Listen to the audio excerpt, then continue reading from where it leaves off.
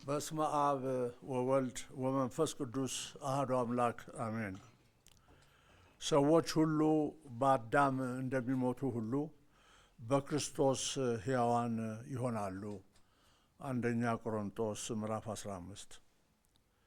በክርስቶስ የተወደዳችሁ ብፁዓን ጳጳሳት፣ ክቡራን ካህናት፣ ገዳማውያንና ገዳማውያት፣ መላው ሕዝበ ክርስቲያንና የሀገራችን ሕዝቦች፣ በመላው ዓለም የምትኖሩ ኢትዮጵያውያንና ትውልደ ኢትዮጵያውያን ወገኖች እንኳን ሁላችሁንም ለ2018 ዓመተ ምህረት የጌታችን የመድኃኒታችን የኢየሱስ ክርስቶስ የትንሣኤ በዓል በሰላም አደረሳችሁ።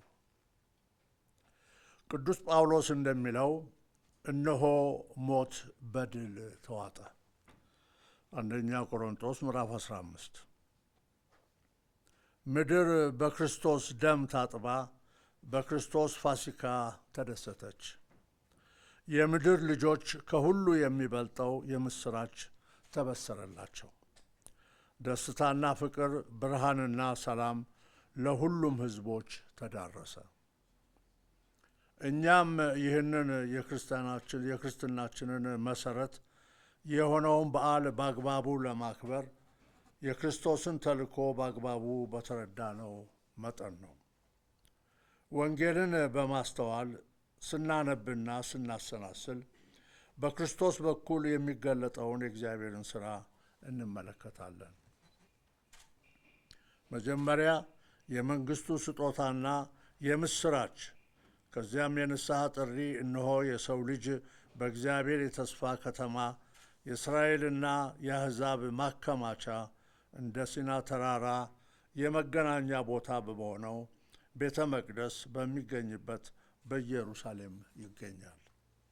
ከዚህ ከተማ ወንጌልንና የክርስቶስ ትንሣኤን እስከ ዓለም ዳርቻ ይሰበካል። በመጽሐፍ ቅዱስ እንደምናየው እግዚአብሔር ከሁሉ አስቀድሞ የተግባርና የተመክሮ አምላክ መሆኑን ነው። ይህ ተመክሮ ደግሞ በልጁ ሥጋ መልበስ ፍጹምነትን አግኝቷል። የክርስቶስ የትንሣኤው ምስጢር አንድን ሕዝብ ብቻ ሳይሆን የመላውን የሰው ልጅ ሕይወትን እንደሚመለከት የምንረዳው በወንጌልና በትንሣኤ የምሥራች ነው። ስቃይና ክብር፣ ሞትና ትንሣኤ፣ ድካምና ኃይል በወንጌል ፍጻሜን ሲያገኙ የምናየው በጌታችን በኢየሱስ ክርስቶስ ውስጥ ነው። ክርስቶስ ስለ ማንነቱ ሰዎች የሰውን ልጅ ማን ይሉታል እና እናንተስ እኔን ማን ትሉኛላችሁ ማቴዎስ 16 ብሎ ከጠየቃቸው ጊዜ ጀምሮ ደቀ መዛሙርቱ በጥርጣሬና በግራ መጋባት ውስጥ ነበሩ። ለመመለስ ድምፁን ከፍ አድርጎ የተናገረው ጴጥሮስ ብቻ ነበር። ነገር ግን የሕማማቱ መታወጅ አሳዘናቸው። ኢየሱስ አሰቃቂ ሞት እንዳይደርስበት ተመኙ። የመምህራቸውን መከራ እንዴት ሊቀበሉት ይችላሉ? ኢየሱስን መለየት ከባድ ሊሆን ቢችልም እስከ ኢየሩሳሌም መከተል ግን ይበልጥ ከባድ ነበር። ሆኖም ግን የራሱን ፈቃድ ትቶ የእርሱን ፈቃድ ለመፈለግ ተጉ። መስቀልን ተሸክሞ በመከተልና ያለ መስቀል ለመከተል በመሞከር መካከል መሠረታዊ ልዩነት አለ።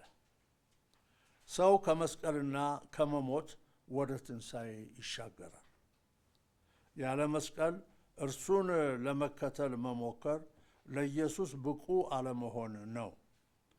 ይህም ሳይሞቱ ለመኖርና ለመነሳት መፈለግ ነው። ምንም አይነት አቋራጭ መንገድ የለም።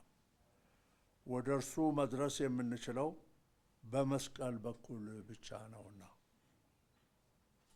ክርስቶስን ስናዳምጠው ልክ እንደ ኤማሁስ ደቀ መዛሙርት ልባችን ይቃጠላል። በልግስና በመካፈል ስንኖር ዓይኖቻችን ይበራሉ። አዲሱ እረኛ ክርስቶስ በሕይወት ምድረ በዳ ሁሉ ይመራናል፣ ይጠብቀናል፣ ይመግበናል። እንደ ኤማውስ ደቀ መዛሙርት በፈተናዎች ውስጥ ልናልፍ እንችላለን። ነገር ግን በሕማማቱ ላይ ብቻ አንቆምም። የመንፈሳዊ ሕይወት በግል ፍጻሜ መጽናኛና ኅብረት ይሆነናል። እኛም እንደ መጀመሪያዎቹ የጌታ ደቀ መዛሙርት በሞቱና በትንሣኤው እንካፈላለን። በየዓመቱ የምናከብረው የትንሣኤ በዓል የጌታ ቀን፣ የድል ቀን በማለት እንጠራዋለን። በዓሉንም ስናከብር የጌታን ትንሣኤ ምስጢር ለመረዳት፣ ለመሳተፍና ለመኖር ነው። ከሁሉም በላይ ደግሞ የትንሣኤ በዓል የክርስቲያኖች የትንሣኤ ቀን ነው። ምክንያቱም የሃይማኖታችን መሠረት ነውና። በዚህ ቀን ብዙ ነገሮች ተከናውነዋል። በጌታችን ኢየሱስ ክርስቶስ ኃይል ኃጢአትና ሞት ድል ተነስተዋል። የመጀመሪያው አሮጌው በኃጢአት የተበከለው ፍጥረት ፍጻሜውን አግኝቶ አዲስ ፍጥረት በክርስቶስ ተጀምሯል።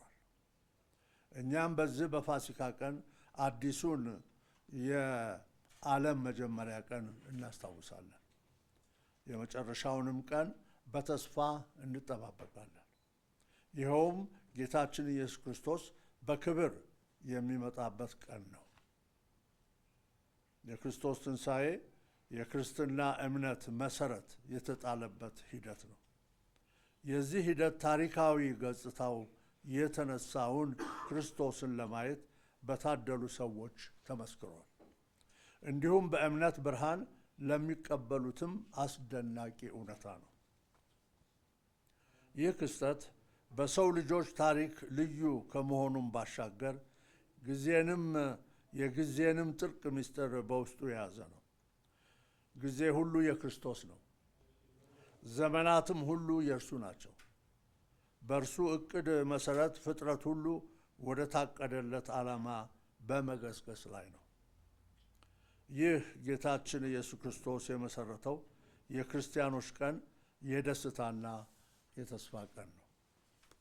የተወደዳችሁ ምዕመናን፣ ትንሣኤን የሚያምኑ ልጆች እንደ መሆናችን መጠን ሕይወታችን ደስታንና ተስፋን ያዘለ እንዲሆን ተጠርተናል።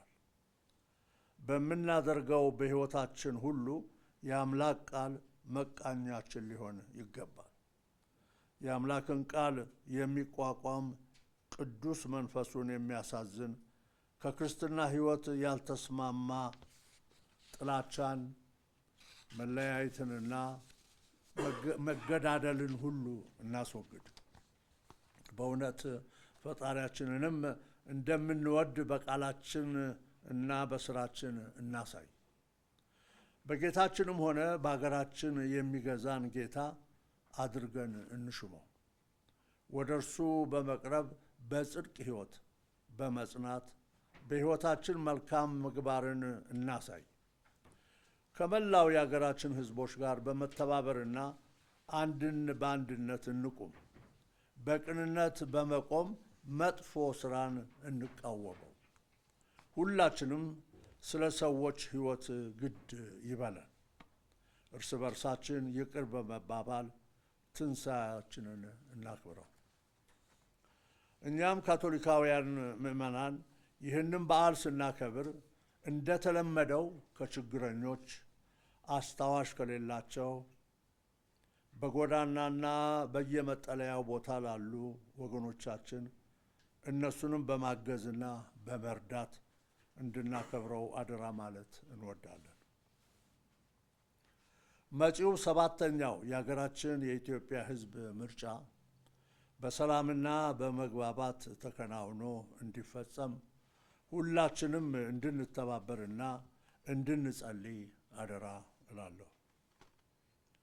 ርዕሰ ሊቃነ ጳጳሳት ፖፕ አቡነ ሌዮ 14ኛ ለሁላችንም በመጪው ቅዳሜ ስዑር በእኛ በፋሲካ ዋዜማ ስለ ዓለም ሰላም ሁሉ እንድንጸልይ አደራ ብለዋልና ሁላችንም በዛ ቀን ለዓለም ሰላም እንድንጸልይ አደራ ብለውናልና ከእሳቸው ጋር እንድንጸልይ አደራ እላለሁ።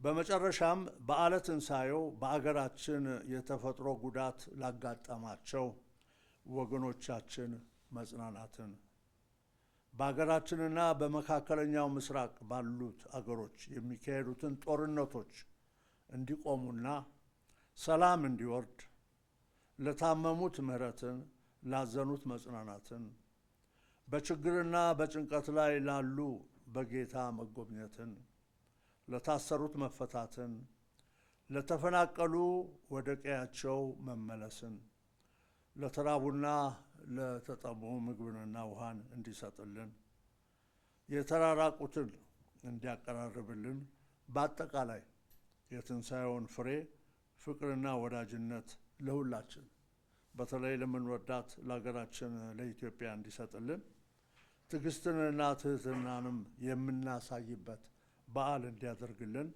እመኛለሁ። መልካም የትንሣኤ በዓል።